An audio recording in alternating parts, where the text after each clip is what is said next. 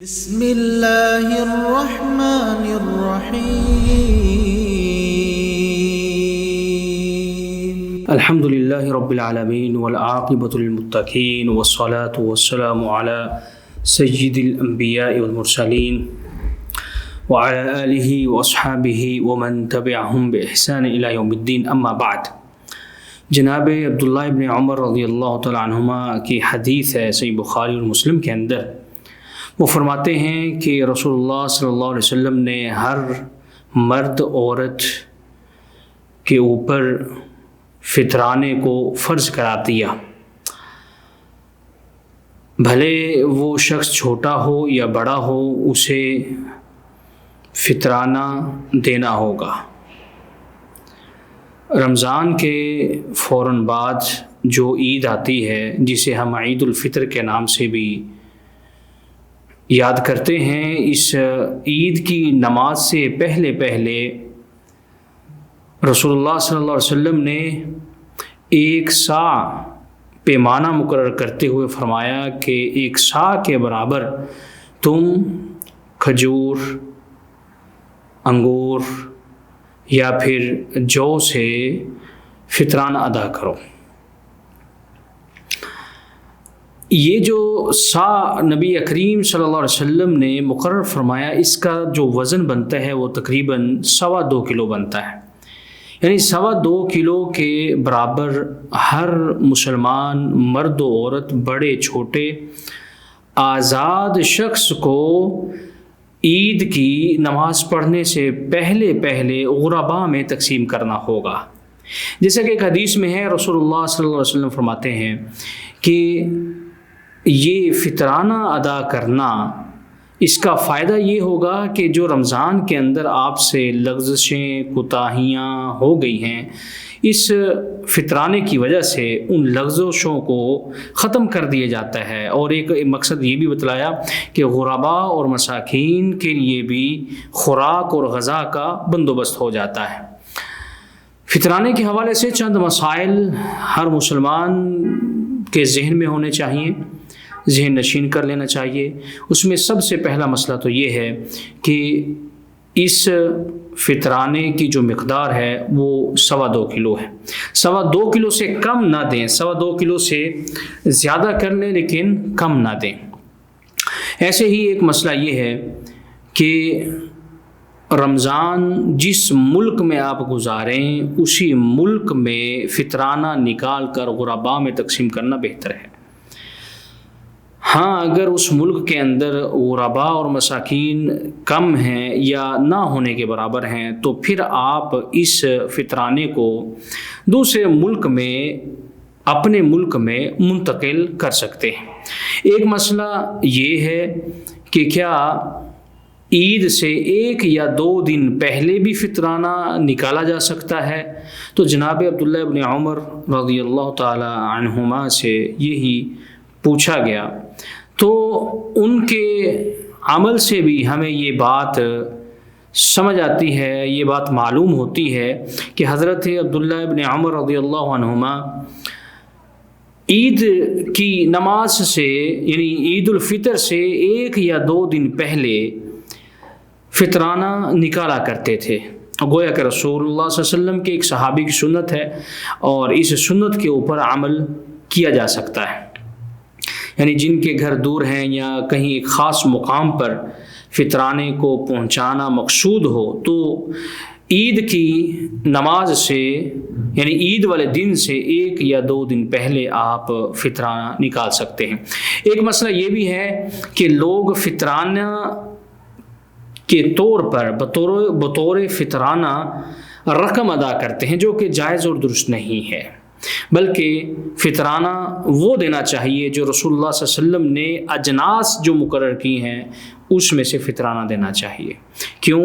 اس کی وجہ یہ ہے کہ جو اجناس رسول اللہ صلی اللہ علیہ وسلم مقرر کی ہیں، جس میں جو بھی ہے، جس میں کھجور بھی ہے، گندم کا بھی ذکر آتا ہے، اگر یہ چیزیں اگر کسی شخص کے پاس نہیں ہوں گی، گویا کہ وہ شخص اس کے مرنے کا خطرہ ہے، فاقہ ہے، اس کے ہاں غربت ہے۔ لیکن اگر آپ پیسے دیں گے لوگوں کو تو لا محالہ وہ پیسوں سے اور چیزیں خریدیں گے، اپنا عید کی شاپنگ کر سکتے ہیں، کپڑے خرید کر سکتے ہیں، نئے کپڑے یا نئے جوتے۔ اس کے لیے آپ ایک علیحدہ بجٹ دیجئے۔ اس کام کے لیے غرباء اور مساکین میں آپ علیحدہ سے ان کو رقم ادا کیجئے تاکہ وہ اپنی عید کو اچھے طریقے سے گزار سکے۔ لیکن جو فطرانہ کا معاملہ ہے وہ آپ کو اجناسی دینی چاہیے۔ فطرانے کے معاملے میں کرنسی یا نقدی نہیں دینی چاہیے۔ رسول اللہ صلی اللہ علیہ وسلم کے زمانے میں نقدی بھی موجود تھی، کرنسی بھی موجود تھی، لیکن رسول اللہ صلی اللہ علیہ وسلم نے اجناس کو مقرر کیا، اناج کو مقرر کیا کہ آپ فطرانے کے طور پر اناج کو غرباء اور مساکین میں تقسیم کریں۔ اسی طرح ایک مسئلہ یہ ہے کہ جو گھر کا سربراہ ہوتا ہے اس سربراہ کو چاہیے کہ وہ اپنے تمام مکفولین جو اس کے نیچے ہیں، جو وہ شخص جن لوگوں کا خرچہ کرتا ہے عام دنوں میں، ان تمام لوگوں کا فطرانہ اس گھر کا سربراہ نکالے گا۔ یہ نہیں کہ کوئی شخص کماتا نہیں، اس کے پاس پیسے نہیں ہیں، بلکہ وہ سارا سال اپنے والد سے لے کر کھاتا اور پیتا ہے یا اپنے سرپرست سے لے کر، تو فطرانے کے وقت وہ اپنی طرف سے کچھ ادا کرے گا نہیں، بلکہ فطرانے کو جو ادا کرنا ہے وہ اصل میں ذمہ داری ہے گھر کے سربراہ۔ وہ گھر کا سربراہ باپ ہو سکتا ہے، بڑا بھائی ہو سکتا ہے، یا کوئی اور بھی ہو سکتا ہے۔ بہرحال اگر فطرانہ نکالنا ہے تو گھر کے بڑے سربراہ کو فطرانہ تمام گھر والوں کی طرف سے نکال کے غرباء اور مساکین میں تقسیم کیا جائے گا۔ اسی طرح ایک مسئلہ یہ ہے کہ فطرانہ جو ہے وہ صرف اور صرف مستحقین حضرات کو دیا جائے۔ بعض لوگوں کو دیکھا ہے کہ وہ بس فطرانہ دینے کی کوشش کرتے ہیں، یہ نہیں دیکھتے کہ یہ فطرانہ کسی حقدار تک پہنچتا ہے یا نہیں پہنچتا۔ اور بعض لوگ ایسا بھی ہوتا ہے کہ بعض لوگ اتنا فطرانہ اکٹھا کرتے ہیں کہ پھر اس فطرانے کو آگے جا کر وہ سیل کر دیتے ہیں، آگے جا کر وہ بیچ دیتے ہیں۔ یہ بھی درست نہیں ہے۔ یعنی اپنی ضروریات کو پورا کرنے کے لیے وہ اس فطرانے میں ملی چیز کو، وہ گندم ہو، وہ کھجور ہو، وہ جو ہو، وہ کشمش ہو، کوئی بھی چیز ایسی ہو جو بطور فطرانہ کسی نے دی، جب ان کی ضرورت پوری ہو گئی تو وہ دکانوں پر جا کر اس کو سیل آؤٹ کر دیتے ہیں، اور اس سیل کی ہوئی چیز سے جو پیسہ ملتا ہے اس پیسے سے اپنی دیگر ضروریات کو پورا کرتے ہیں۔ اب جو شخص فطرانہ دینے والا ہے اس نے اپنی ذمہ داری کو پورا کر دیا لا محالہ، اب اس کے اوپر تو کوئی چیز نہیں۔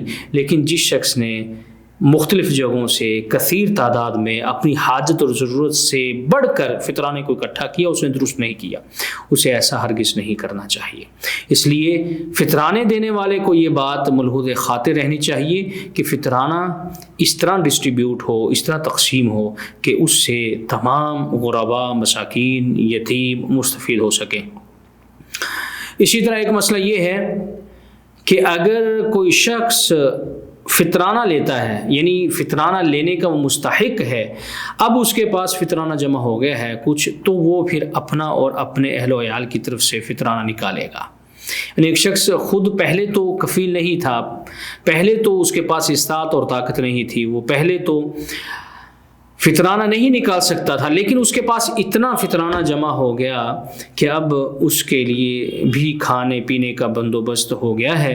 اب جو اضافی ہے اسے چاہیے کہ وہ پھر اپنا اور اپنے اہل و عیال کی طرف سے اپنا اور اپنے اہل و عیال کا وہ فطرانہ ادا کریں۔ اسی طرح ایک مسئلہ یہ بھی ہے، اور یہ مسئلہ ہر قسم کے صدقہ و خیرات کے متعلق ہے، کہ فطرانہ یا کوئی صدقہ و خیرات کبھی بھی ردی نہیں دینا چاہیے۔ کیوں؟ اللہ تعالیٰ قرآن مجید میں ارشاد فرماتے ہیں، یا ایھا الذین آمنوا انفقوا من الطیبات ما کسبتم، اے ایمان والو جو تم نے کمایا ہے اس میں سے جو پاکیزہ ترین ہے، اچھا مال ہے، وہ تم اللہ کے لیے خرچ کرو، وہ صدقہ و خیرات دو، اللہ کے بندوں کی روزی کا بندوبست کرو۔ اللہ تعالیٰ ایسا مال ہرگز پسند نہیں کرتا جو کڑھ کر دیا جائے، جو دل سے نہ دیا جائے، یا چیز تو دل سے دی ہے لیکن وہ مال اچھا نہیں ہے۔ اس طرح کا صدقہ اللہ قبول نہیں کرتا۔ اللہ تعالیٰ سے دعا ہے کہ وہ ہمیں نیک اعمال کرنے کی توفیق عطا فرمائے اور ان چیزوں پر عمل کرنے کی ہمت عطا فرمائے جو اللہ اور اس کے رسول نے ہمارے اوپر فرض کی ہے۔ سبحان ربک رب العزت عما یصفون وسلام علی المرسلین والحمد للہ رب العالمین وجزاکم اللہ خیر والسلام علیکم ورحمۃ اللہ وبرکاتہ۔